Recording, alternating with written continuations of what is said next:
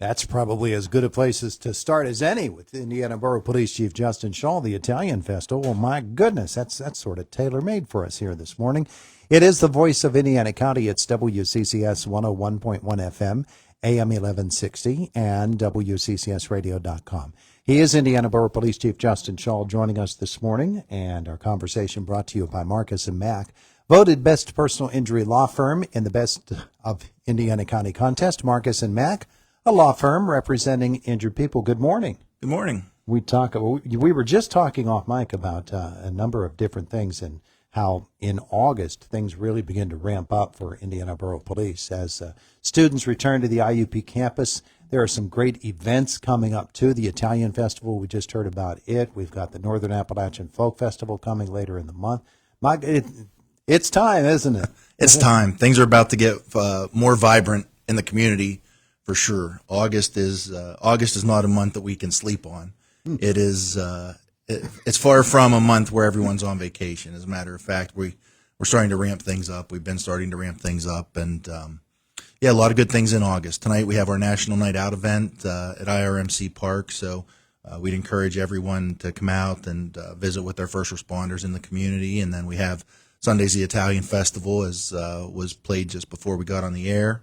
And we have a United Way event that's going to take place in town, and of course NAF. And then moving into October, there are a few other events. So then on top of that, we have IUP returning, so our population is going to increase and our activity is going to increase. And then we have the high school coming back into session and the elementary schools. So we have to worry about bus safety, pedestrian safety, all those things that we were talking about before summer started are back at us again. Put a lot on the plate for you, and that's okay. Oh, that's what we're here for. Yeah. But there's no rest for the weary here. So we have to always be diligent, and we're prepared. But planning's ongoing. Planning never stopped. It didn't stop just because it was June. We're always thinking about how best to keep our community safe, how we can plug in with our partners, how we can plug in with our community partners, not just our law enforcement and first responder partners. But it's a complete effort. It's certainly all year long.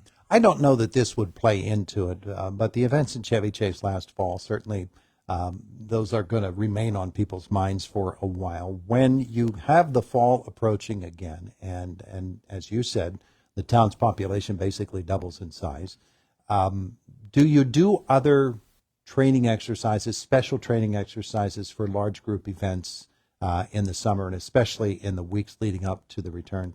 Well, we're always engaged with our partners, so we're always talking through things. We're always best preparing for things like IUP Homecoming and for those larger events. When IUP begins, there's an influx. There's an influx of people. We're trying to figure out, as a law enforcement community and as a first responder community, what areas may need more attention than others. And that doesn't have to be in a negative way, but, some areas in town become more populated. Student population's transient, so just because you lived in one place last year doesn't mean that same area is going to be less populated or more populated or similarly populated. We've plugged in with our school district, at least at the Indiana High School, at East Pike, and we did some joint training drills there with school staff and security. So it's certainly always on our mind, and planning for events like Homecoming and planning for events like the events of around St. Patrick's Day at IUP. Those are months and months in the process. We just don't get together the weekend before and say, okay, well, what do we think?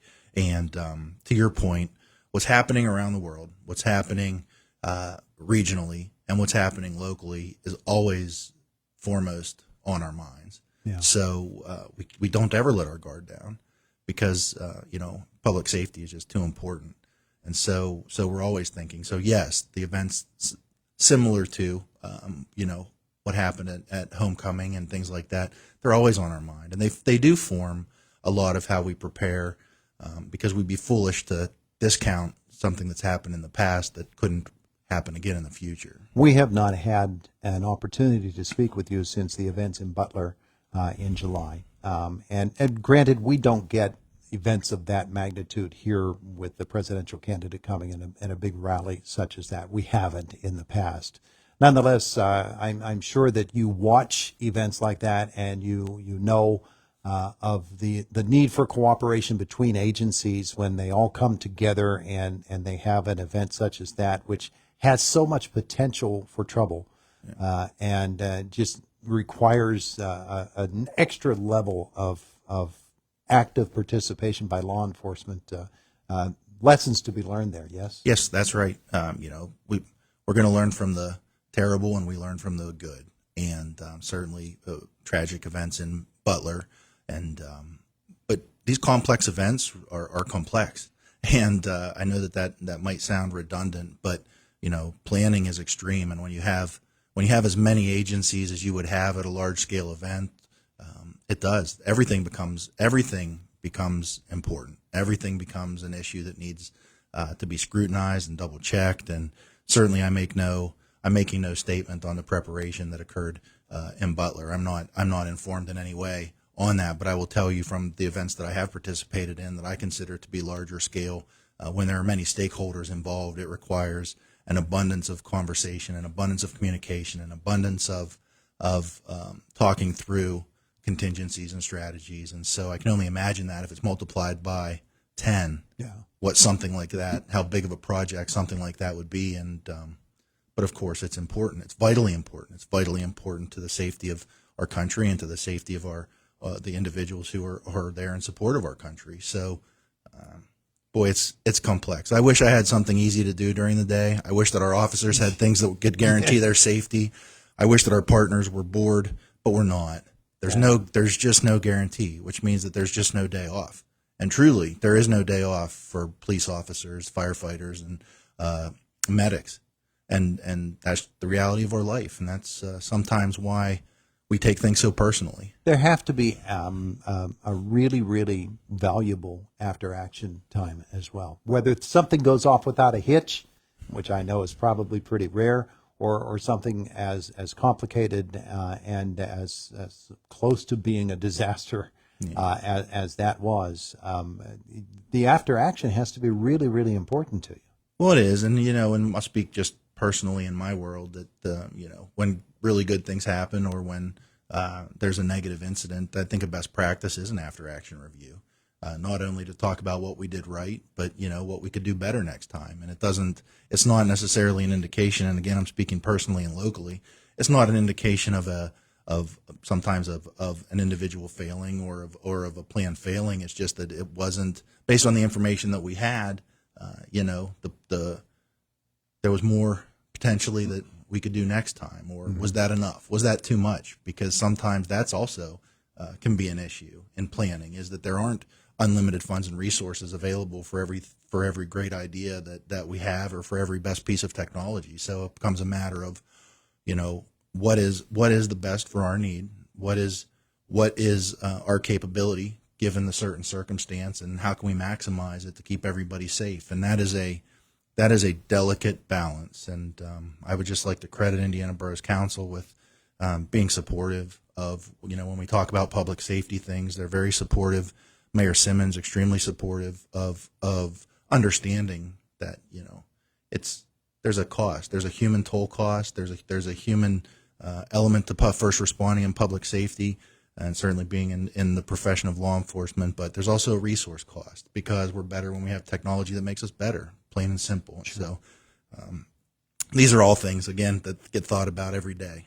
A couple of years ago during a presidential campaign, we're driving down the street and we see a crowd gathered, and Dr. Ben Carson is here in Indiana. When you get these races, political races of a national import, and guys just show up in town, how much warning do you get? How much warning would you like to have that somebody like that is going to be there? Here's a national figure that just shows up on a street corner. That can't be very comforting.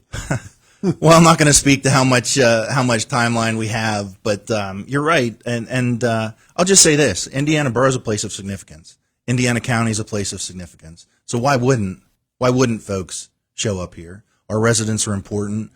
We deserve a platform. We are a stage, and so we also have to always be prepared for that. It's certainly nobody has to call us and say, "Hey, I just want you to know I'll be driving through your town today." Me, you, or anyone else, be it be it a political figure, a professional figure, a celebrity. But it's always nice to get that notification. And if there's a way that we can plug in, then that's exactly what we're going to do.